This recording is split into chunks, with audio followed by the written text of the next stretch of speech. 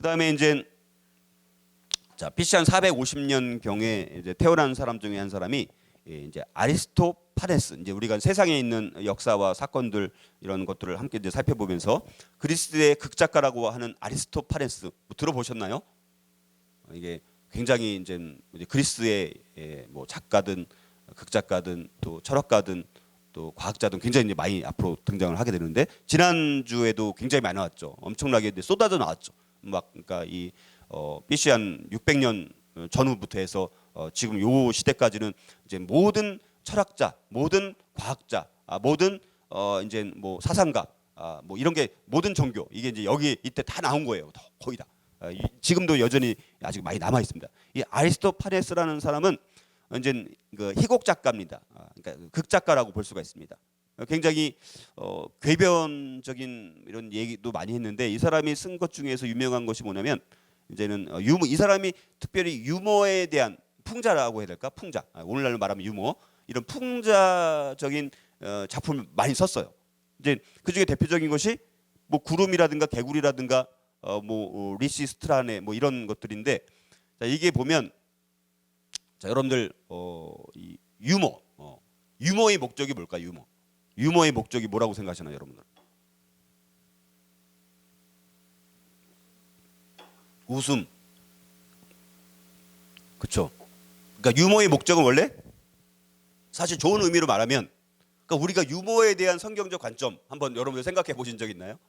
유머에 대한 성경적 관점. 이걸 한번 우리가 생각을 해보면 우리가 이제 이 그 아리스토파네스의 이런 작품들을 통해서 그게 이 사람 지금 우리가 대부분 살펴보는 것은 성경적 가치관이 아닌 거예요. 다 대부분이. 그렇죠? 그래서 우리가 일단 기본적 유머의 목적은 뭐냐면 하나님께서 우리에게 삶을 사실은 맨날 고통스럽게만 살라고 주신 것은 아니죠. 즐겁고 기쁘게 살라고 우리에게 인생을 허락해 주셨어요. 그러니까 유머라는 것은 우리 인생을 더 즐겁고 기쁘게 살아가는 하나의 일환으로서 유머를 우리가 사용할 수 있습니다. 그리고 여러분들 우리가 웃으면 여기 목에 웃으면 복이 온대요.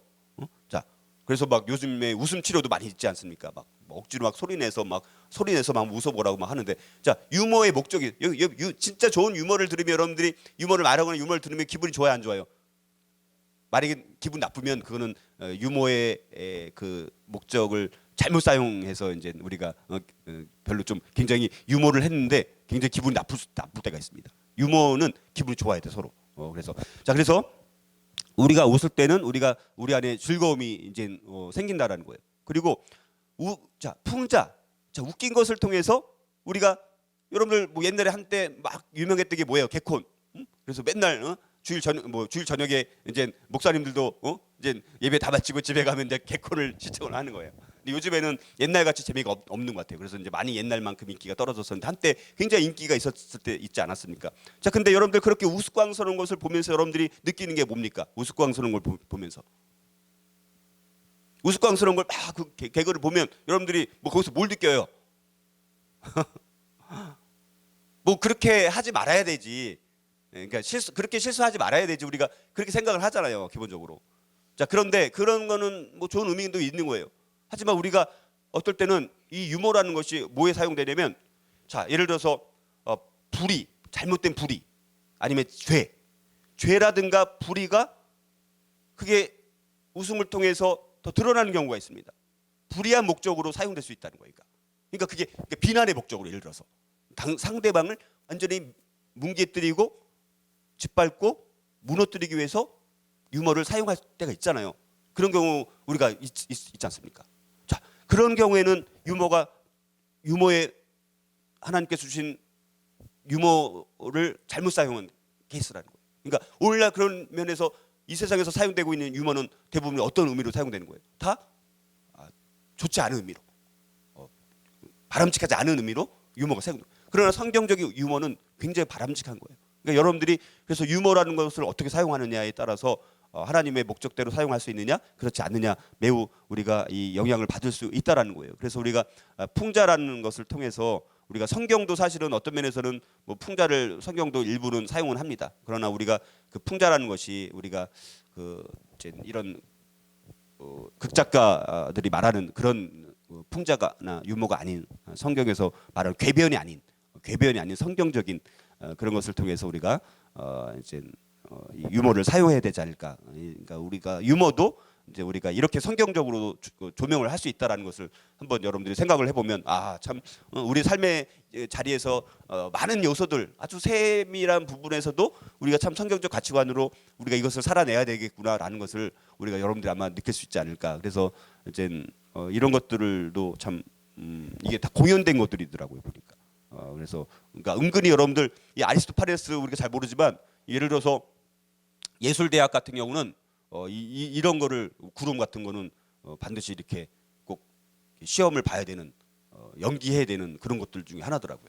그래서 우리가 이제 예술하는 분들은 어느 정도 이걸 다 아는 것 같은데, 자 이런 우리가 그래서 유머에 대한 우리 성경적 관점을 한번 생각을 해봤고요.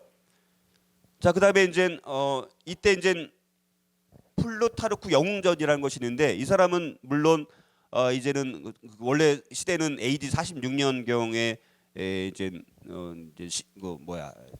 태어난 사람이에요. 그러니까 이 시대에는 해당이 안 되지만 그러나 이제 플루타르크라는 사람이 그 영웅전을 썼는데 그 영웅전에 나오는 등장인물이 굉장히 많아요.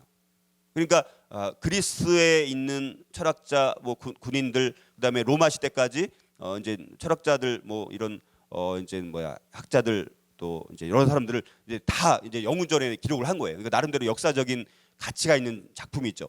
근데 이 사람이 이제 처음 거기 나오는 것 중에 한 사람이 이제 로마 군인 정치가였던 카밀루스라는 사람도 이제 거기서 기록을 하니까 이제 우리가 그 플루타르크 영웅전을 통해서 거기 나오는 영웅들의 이야기. 근데 그 영웅들의 이야기가 사실은 우리 성경에서 말하는 영웅과는 또 다른 차원의 영웅.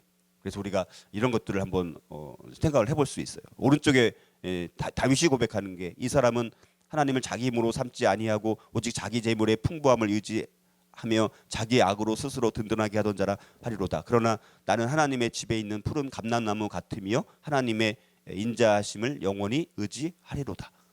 세상에 나오는 플루타르크의 영웅전에 나오는 영웅들은 성경에서 말하는 영웅과 달라요.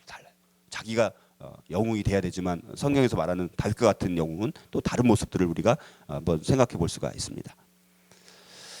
자, 그래서 이제 이 당시에 로마 군인이었던 이제 카밀루스라는 사람이 뭐 상당히 또 이 사람이 탁월한 리더의 하나의 샘플이 되는 사람인 것 같아요.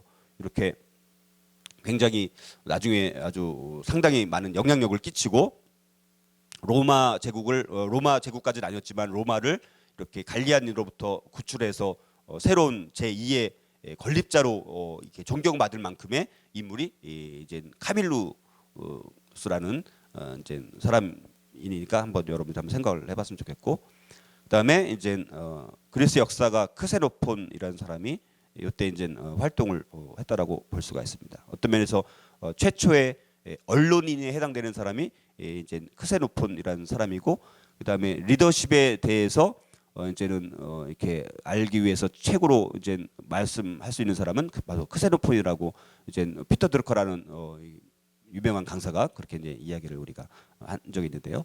이제 최초의 언론인이라고 볼 수 있는 그런 사람이라고 볼 수가 있고요.